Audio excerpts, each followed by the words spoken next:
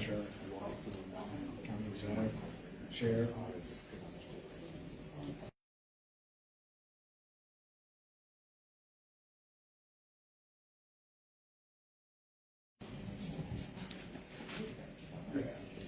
Well, good morning, everyone, and thank you all for coming today. I want to first recognize some folks that are here.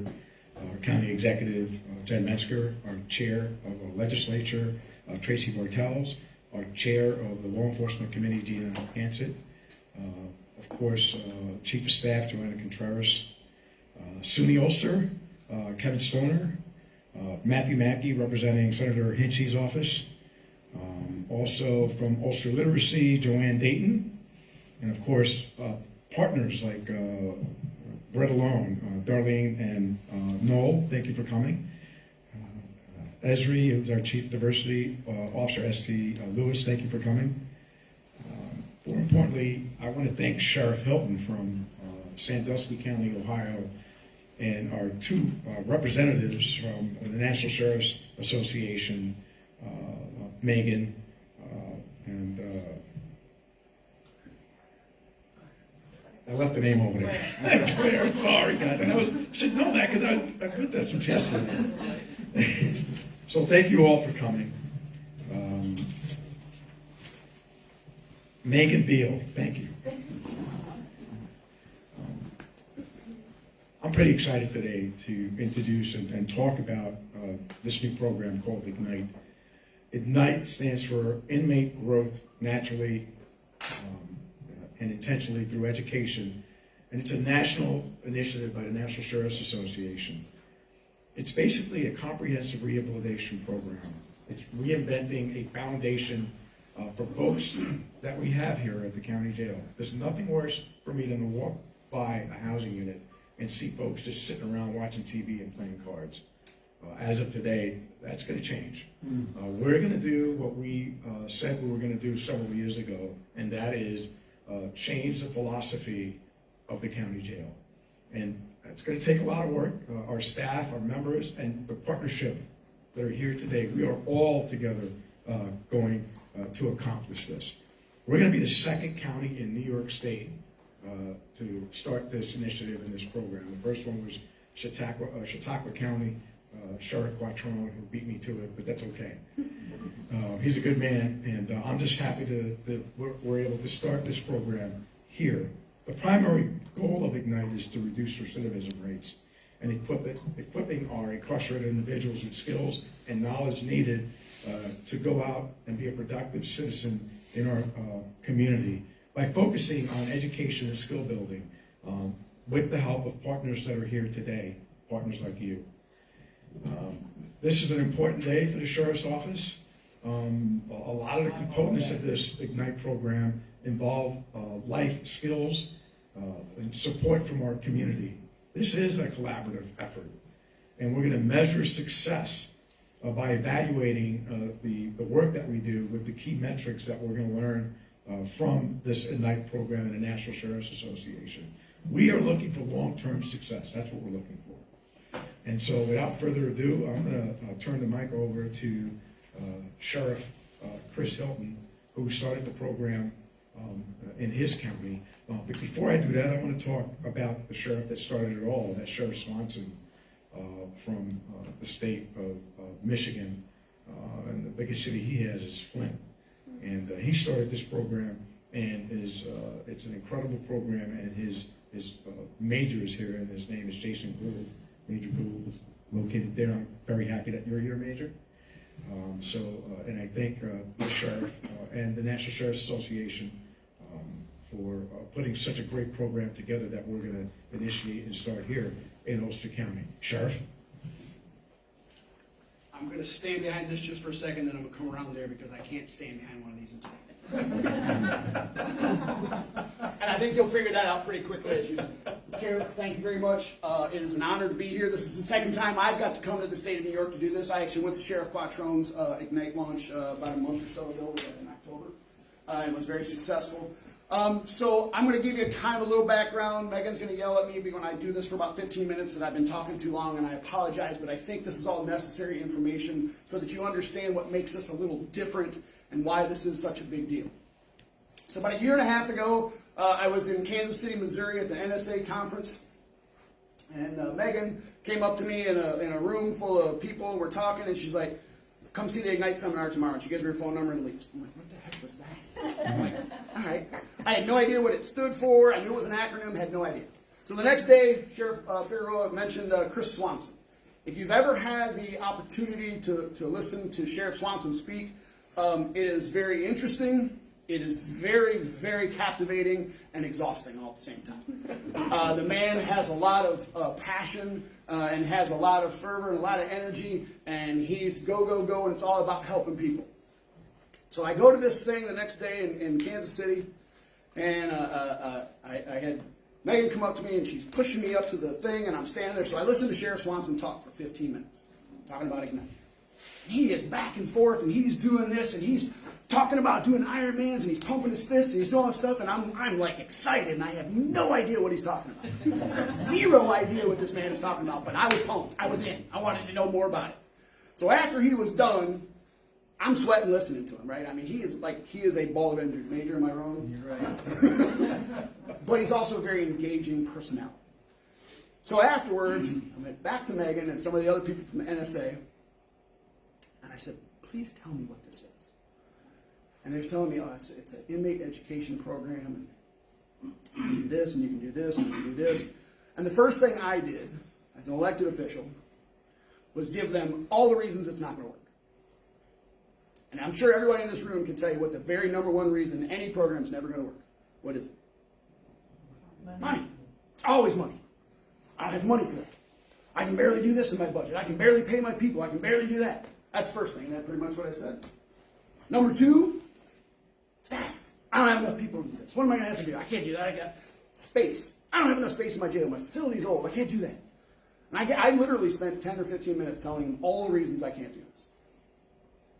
And after I was done, I didn't feel discouraged in any way, shape, or form. I felt good. I got all that out. I knew it was going to work. I loved meeting Sheriff Swanson, and I was going to go move on my day. Well, then a man named Todd Lanning, who used to work for the Genesee County Sheriff's Office for Sheriff Swanson, comes over, and then he explains to me in very basic cop language, because that's what I need, what the program is and what makes it different from what jails across the country have been doing for years. I have never been to a jail. Visited a bunch of them, been around through the NSA. I've gotten to travel and see some really cool places and meet some great sheriffs and do some great things. Never seen a jail that does not have programs inside. GED programs, you know, we're talking about corrections to community. We're trying to get people involved. People want to come help. All of those things exist in every jail. The problem is, how do you get them to participate? We're trying to change culture. And if you give somebody a fork and they have no idea how to use it, what are they going to do with it? They have no idea what it is. And unfortunately, this facility and jails across this country have people inside them who have never had, they know it's good for them because we tell them it's good for them. They have no idea that's good for them because they don't know any different. We talk about generational incarceration. People whose lives are based upon dad and grandpa and aunt and uncle and cousins and brothers going to jail, and that's just the way it is. And then we get back out and we do the same thing. And we talked, I was a lieutenant back there, we were talking about corrections, right? That's what we call jail, right? Corrections. What have we actually corrected? Nothing. Definition of insanity, everybody? Doing the same thing over and over, expecting different results, right? Well, that's what we've been doing in jail corrections for the last 175 years or whatever. Same thing, over and over. And we think we're doing all these great things because we bring these people who want to help, and we want to give you jobs, and we want to do all this stuff. And I have people inside of my facility in Sandusky County, Ohio, in Fremont, Ohio, who have no idea how to check their credit score, or don't even have one. Got no idea how to write a check, or pay a bill online, because they've never had to do it. I got people who don't even know how to grocery shop. They grocery shop at the convenience store at the corner. They don't know how to cook. I mean, and I don't mean that they're unintelligent. That is not what I mean. It's just they've never been shown that this is the way, quote unquote, normal life is. And it's sad. And what are we doing to change that? So I.G.N.I.T.E. tackles that. You know, we talk about inmate growth, natural integrity, individual growth, natural integrity through education. It's all through education. But how do we get them to want to do it? Probation. I heard somebody bring up probation earlier. If they're on probation, we can force them to do it. Everybody here got kids? A lot of you got children? How well does it work when you force your kids to do stuff? I ain't doing it. Or I'm going to do it my way. You don't think that the men and women inside this facility have the same kind of mentality? You're going to force me to do it? I'll go through the motions, but I don't care. How do we get to make them want to do it? The want to be able to go get a job or check their credit score. So I say all that to say, how does that happen?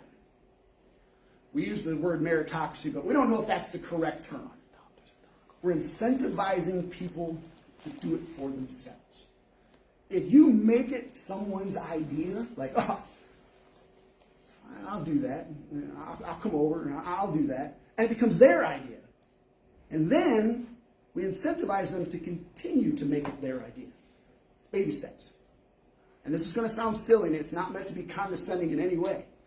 But how we draw in some of the inmates in my facility, two ways we draw them in just to get them to participate.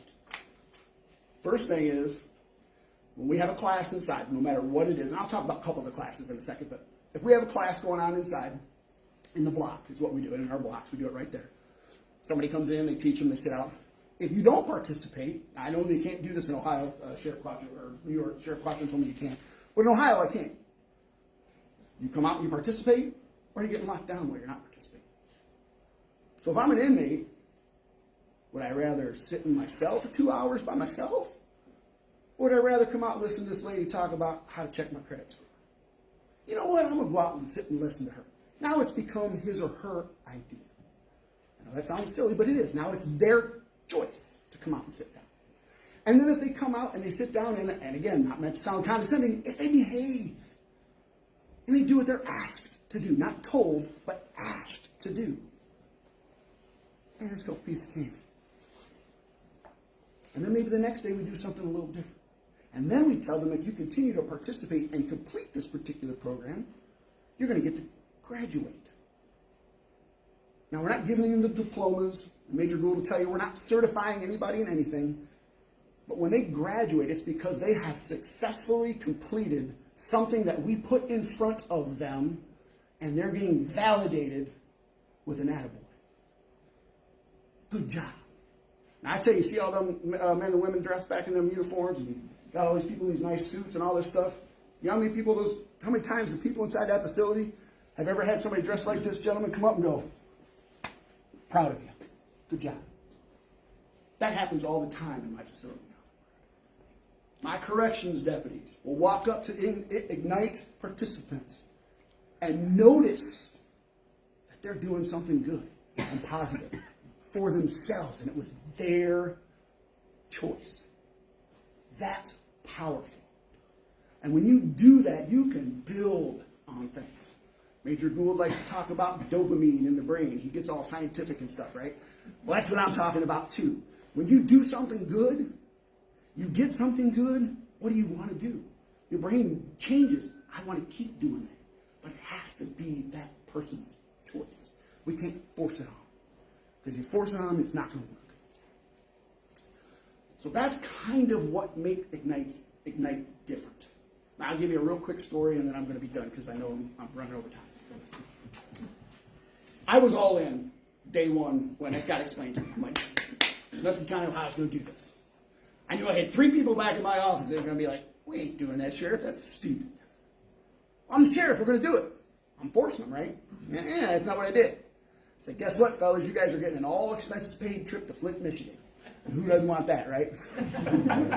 All expenses paid. Well, all the water you can drink. Sorry, Major. Point being is I wanted it to be their idea. I said, hey, could you guys just go watch? I was in. I needed my jail administrator, my chief deputy, and my assistant jail administrator also to be in. I could not force it on them. And these are grown men who are very successful. I sent them up there for a day, set it up with Sheriff Swanson and Captain Gould at the time. And they went up there and they were all like, well, at least we get a night away from the jail. And the sheriff's going to buy us dinner tonight, and we'll go to this thing and we'll come home tomorrow. Every one of them said that was their mindset. They go up there, they spend the night, they go into the jail, they got there at 9 o'clock. Within 40 minutes, less than an hour, I got 2 separate phone calls, and they didn't know both of them were calling me, my jail administrator and my chief deputy. Sheriff, this is awesome. You guys see what they're doing here. This is great. Not more than 2 minutes later, Sheriff, you guys see this. This is great. I'm like, yes, got it. They were hook, line, and sinker in the first hour. And it's something you had to see. Now, I still hadn't seen it, but I was in. Now, I didn't force them. It was their choice.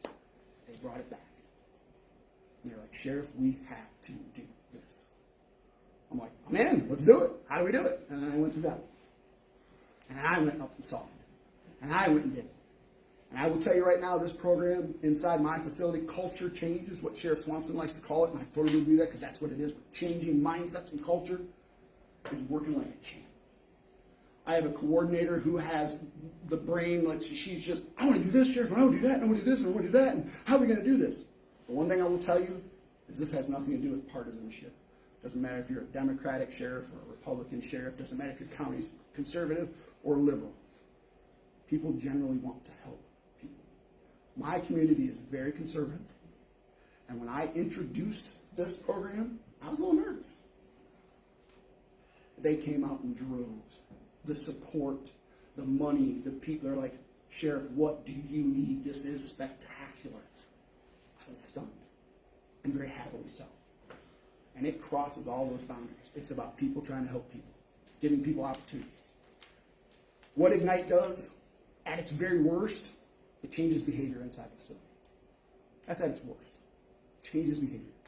At its very best, you have now connected people with people who can help them on the outside.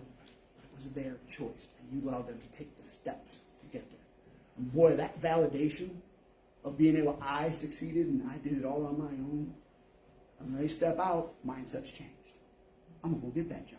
I'm going to go talk to that person. We're keeping statistics on that, and I'm not going to go into all that stuff, but we're keeping statistics on people when they're leaving. I'll tell you this. I'm so for this program, and I wish I could show all of you. You're going to see it. And it's going to take a minute for it to build and get to where it is in Genesee County, but you're going to see it. And I hope you come back in and ask Sheriff Figueroa, can I see what's going on? I guarantee he'll take you back there. How do we measure the success of I.G.N.I.T.E? This is what I tell people. Love baseball. I'm an analogy guy, I love baseball. If anybody here loves baseball, you'll know this. If you're a major league hitter, and you hit a ball 3 out of 10 times successfully for about 15 years, you're a Hall of Famer. You're batting 300, you're going Hall of Fame. That means that man has failed 7 times out of 10. So when you look at what success is for this program, you have to do success the way you decide it is. How you choose to measure success. Because you're not going to save everybody. And I hate to tell this, and I'm sure the people, especially the men and women in the uniform in the back there are genuinely bad people in the world, and I hate to tell you that. You can't help everybody. But there are so many people who don't even know they want to help. That's what this program does, and it does it so differently from anything else. And I will come and talk to as many people as I can and rope as many people as I can. He and I talked about it in Grand Rapids, and I knew he was in. I knew he was in. That's a man who cares about the people of this county. You got a good one there. You got a good one there. He cares. And I will tell you this, as a sheriff, we talked about this last night, we have so much authority and influence throughout this country. There are 3,082 sheriffs, I think, in the United States.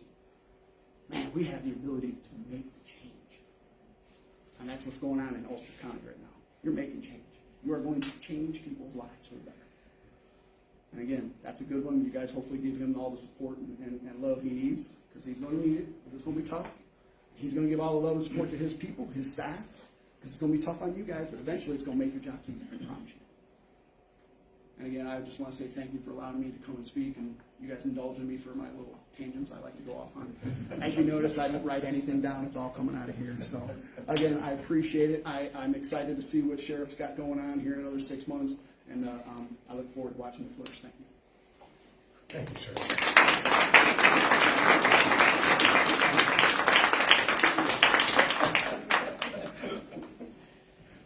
And by the way, that's a sheriff from Ohio.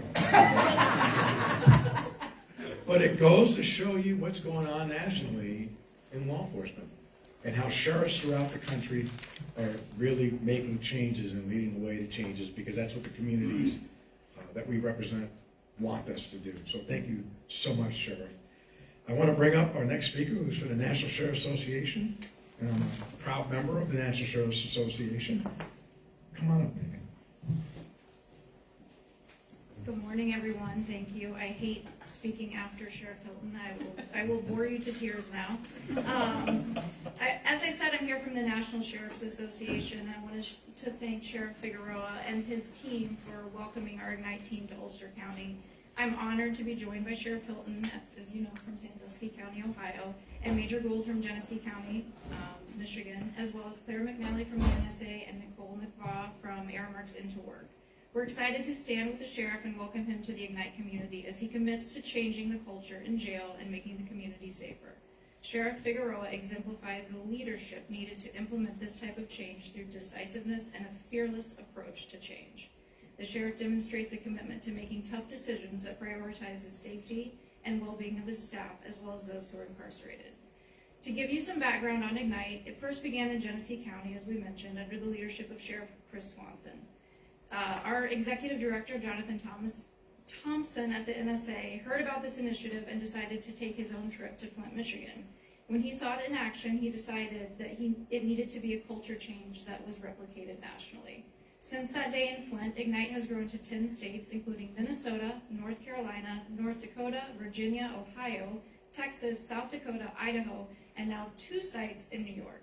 These sheriffs have committed to being a change maker in the world of justice and incarceration. We couldn't do any of this without the support of Horizon Frontline, Aramark, and Stand Together Trust. The NSA is looking forward to watching the success of I.G.N.I.T.E in Ulster County and having their leadership pioneer the way for our mission to ignite 3,000 more of our nation's jails. Thank you, Sheriff, and the entire Ulster County Sheriff's Office staff for your dedication to this initiative. We cannot wait to see the great things that will happen here. Thank you all.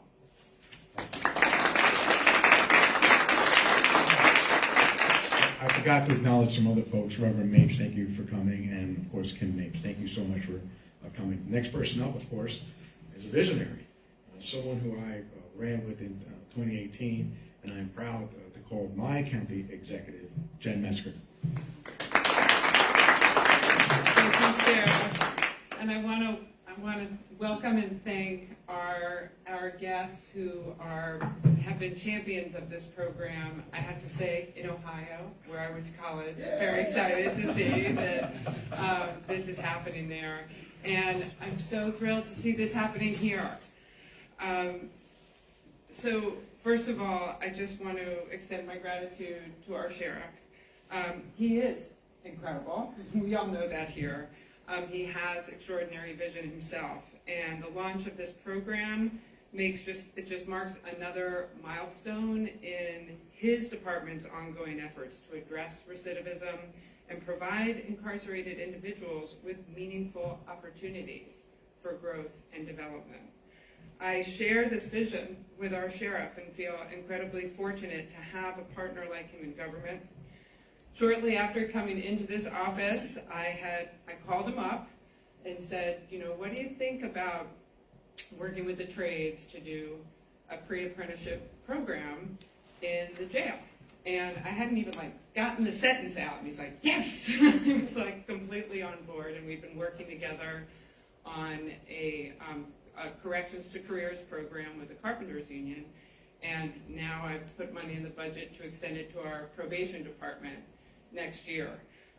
These are the kinds of programs that provide pathways to people for success when they're released, and help us break generational cycles of poverty, which is often the core conditions that are the reasons people end up there to begin with. So I just want to say thank you. I want to thank our guests. I want to thank the NSA for really not only creating this model, but also getting out on the road and promoting it in communities across the country, because these are the kinds of transformative changes that we desperately need in our society across this country. And I am so proud that our county sheriff's department is really, I know we're the second for this particular program,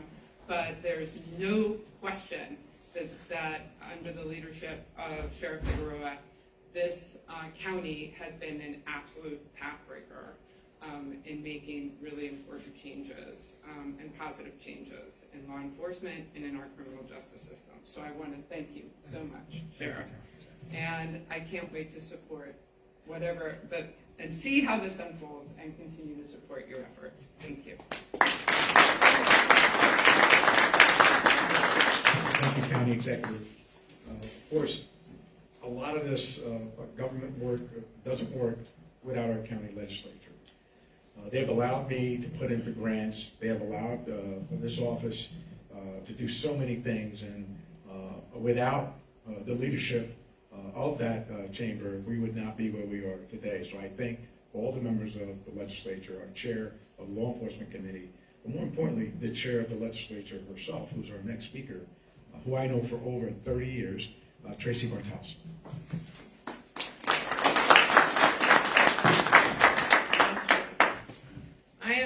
I'm so honored and excited and actually emotional to be here for this today.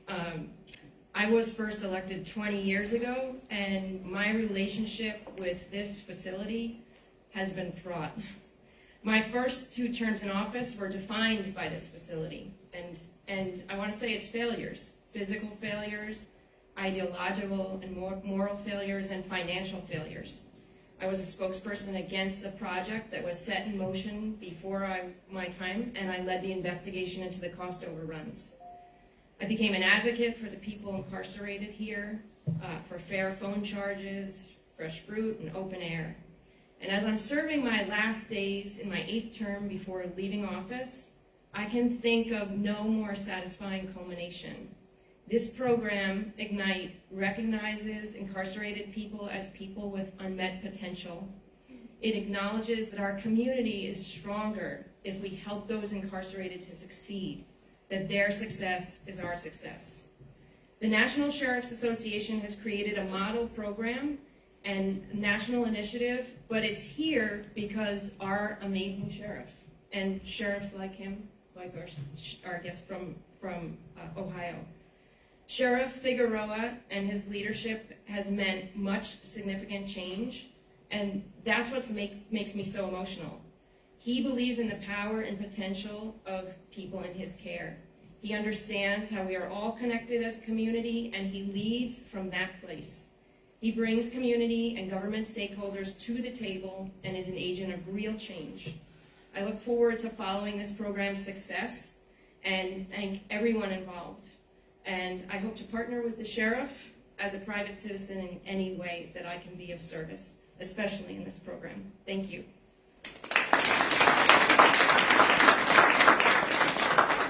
Thank you, Tracy. That meant a lot to me. I really appreciate that. Thank you, County Executive. I want to thank everyone that came here today. I'd like to open it up to any questions if anyone has any questions involving the program. I also want to bring up Major Gold, who was one of the initiators of this program.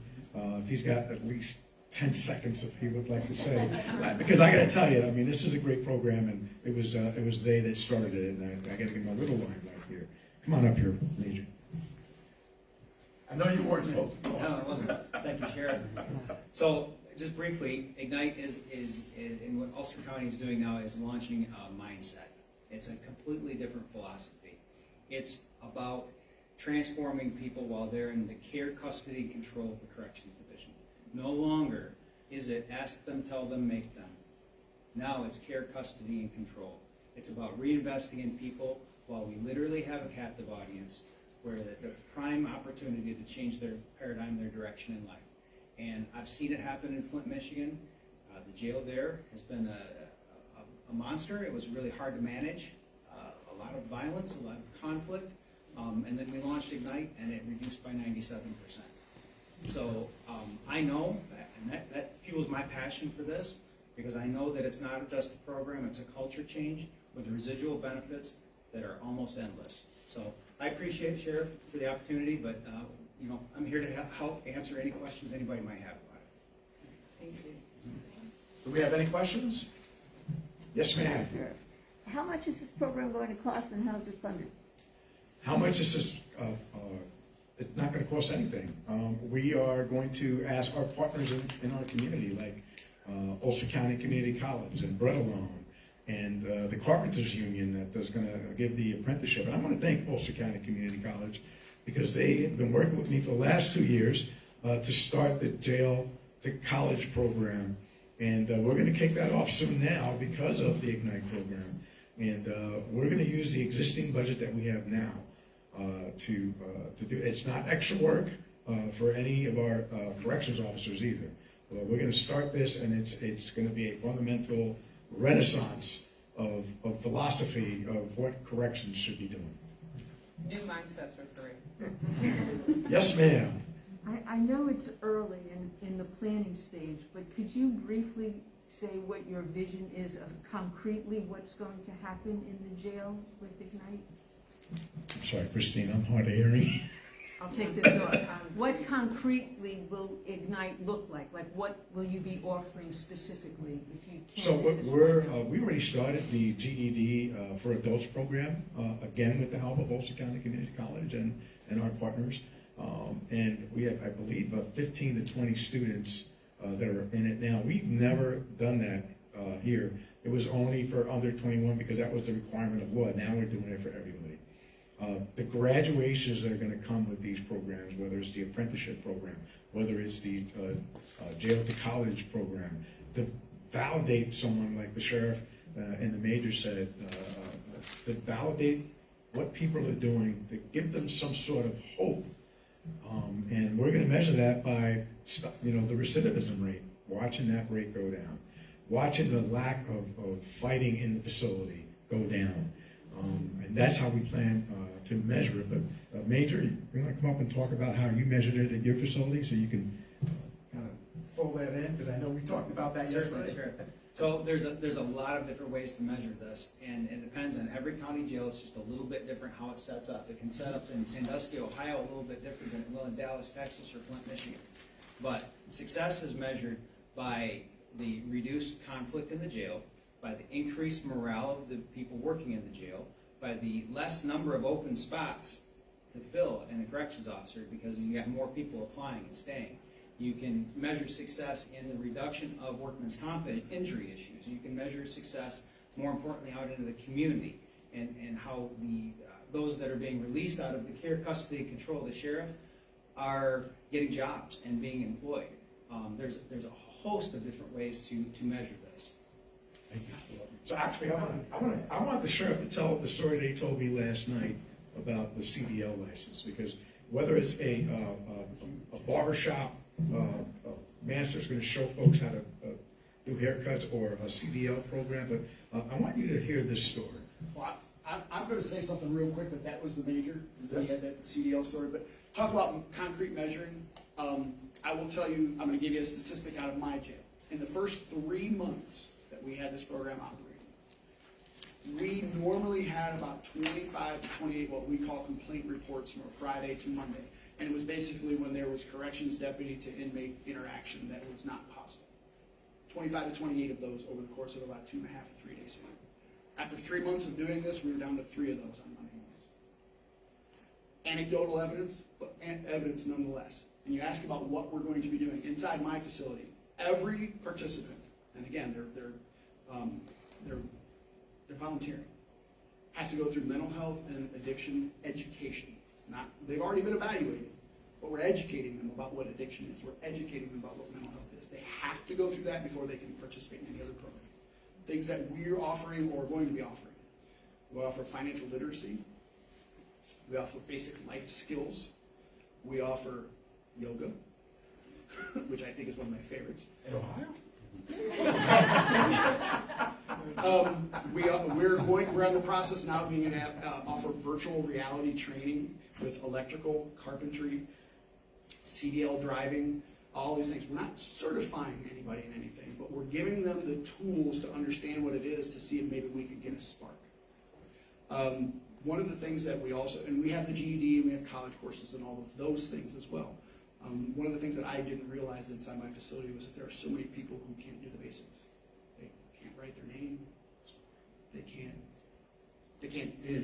years, so that's life skill stuff, and we're going all the way through college. So I'm gonna have Major Gold come up here and tell you the CDL story that the sheriff was talking about, because it's very, very powerful. Come on up here, Major. Thank you, Sheriff. So, we have a variety of different inmates in our jail, and every jail and any command officer in jail is going to know how this looks when I say we've had one particular inmate that was a constant complaining inmate. They complained that we did wrong, that we were violating rights, that we were doing this, we're doing that. Investigation after investigation revealed that we weren't in the wrong, they were just unhappy. They were just a very unhappy person. And as part of investigation, we listened to communications and we watched email traffic. Well, it used to be before I.G.N.I.T.E, this particular inmate, and there's 100 of these stories. If there's one, there's 100. This particular inmate would say all these terrible things about our staff, and they weren't founded, they were unsustainable, but he enrolled in the I.G.N.I.T.E program, and he got into the CDL part of it, where they learned how to drive an 18-wheeler. Now, we don't certify anybody in how to drive an 18-wheeler, we give them a license for it, but they learn the basics while they're in our care, custody, and control. Well, he's talking to his mother, and we overhear how proud he is, and how he has hope and value, because he's in this CDL course. A total tone change. His mother is so inspired that she becomes an 18-wheel driver. This mother's been worried about her son for years, of him coming in and out of the jail. Goes out and becomes a CDL driver herself. We hear the son on the phone say, I know I'm going to wait in prison for 10 years. But when I get out, I want to own a trucking company. Mother, so inspired. She becomes a CDL driver, she starts the company, and we hear her over the phone, when you're out of prison in 10 years, I'm going to give the company to you. Total generational change. That family's been coming in and out of jail for the 2.5 decades I worked there. That is what generational change looks like, and that's what I.G.N.I.T.E does. Good, great. Any other questions? Yeah. Has this already started in our jail, and how would we see it? What can we see when we walk in there that's different? So we have started some of the aspects, but not all. When we implement it all, you'll see it when we invite the parents over for their graduation. Because validation is part of this program to show the accomplishments of people who never get any sort of recognition when they accomplish things. And that means a lot to parents, to loved ones, like you heard the story a minute ago. And we'll put that out on social media when we do our graduations. I'm looking forward, for example, for the GED graduation. And when we start all these programs, we'll put it out there and let you know that we're going to start it by contacting the parents when we have those graduations. But we'll definitely put it out there. I hope I answered your question. Yes, ma'am. I think maybe this is more for the major who already started the program and has seen some success. And it's mainly we're employers, we work for Bread Alone, and how did you partner and collaborate with the employers to ensure that the apprenticeship is successful for the individual, but also for the employer? That's a great question. And the change, this culture change doesn't stop while they're just in jail. And it's a matter of a lot of the social media posts and the communication with the community, making the community realize what the sheriff's office is doing for those members of the community that are incarcerated for however long they are, and then bringing those second chance employers to the table, bringing those opportunities to the table. Maybe as a part of a model, and in certain jails some jails this does work, where second chance employers teach a basic class in the jail so that they build a relationship with the inmates that are in there. A national statistic is that 90% of the people that are incarcerated in county jails right now in America will be released out into the community. Only 10% go to prison. So if those relationships can happen, there's a warmer handoff. And maybe there's not that hopeless feeling when they get out of jail after 6 months, 8 months, a year, 3 years, however long they're in jail. Maybe there's not that hopelessness feeling, and they know they've got a direction because they've had a little hope, they've had a little value, and they know somebody at that tire shop that taught that class while they were in jail. And they can go get a job instead of going back to whatever toxic things they were doing before. And that's what true change looks like too. But yes, it's about bringing those employers in. It's a community. Change is going to happen. It's got to take everybody. And it's gonna take those employers and all these agencies to come together to make that happen. Thank you. One last thing, I want you to talk about the ambassadors at the sheriff's office. Okay? If you can, briefly. Sure, if I can briefly. So Sheriff Swanson hired 2 county ambassadors. They're civilian employees, and they're very unique. And what it does, it helps with communication with the community. So a lot of things changed a few years ago when something happened in Minneapolis where somebody that looks like me, wears a uniform like me, murdered a man. And that changed a lot of stuff. There was a lot of distrust with the police, the community, and we understand that, we recognize that. But if we can get somebody that doesn't look like me, doesn't come from where I come from, hasn't been through what I've been through, they've been through different things, to put out the same message, then we put our arm around them and we say, hey, can you help us? And they say, absolutely, we're a change agent, we want to be there. So we hired 2 county ambassadors. They've both done time in prison. One 30 years, one 13 years. And they have been so valuable to push out the message to others that wouldn't necessarily listen or trust me or my sheriff or some of my command staff. If there's a problem, we call the county ambassadors. They have a way of talking to people that they'll listen to them and not us. Perfect, thank you. Well, not to say that we're gonna hire anybody. We just got through the budget process. But I think that story was important because I think that communication with the community is really important. And to think outside the box like that is exactly what we need in this profession today. So I thought that was a great story, and we have folks that we talk to right now. And yes, Reverend. I just wanted to let everybody know, you need to get behind this, because it was a time in my life when I was incarcerated, all right? I got, in the building maintenance program, I started building modular houses, got into the carpenters union, and I just retired 6 years ago, and I built this jail. That's excellent. Thank you, Reverend. That's why you're here, sir. And I'm here to do whatever you need me to do. All right. I think this is not a question, it's more of a statement. I think people would volunteer to be ambassadors, to be honest. Absolutely. I don't think people would need to be Absolutely. paid for that. I think they would be heartfelt and line up to. I can be tell you that ambassadors. has happened in my community. Yeah. That what you just said has happened. And And I'm for sure the we'll first be 2 talking years, about that. for the first 2 years in Flint, that's exactly what it was volunteer. Yeah. Thank you for bringing that up. Any other questions? Well, thank you all for being here today, and I appreciate your time. I know it's Friday, it's December 1st, and of course we're in the holiday season, but this is great news, and I wanted to share it with you. We all did. So thank you, and have a great holiday season.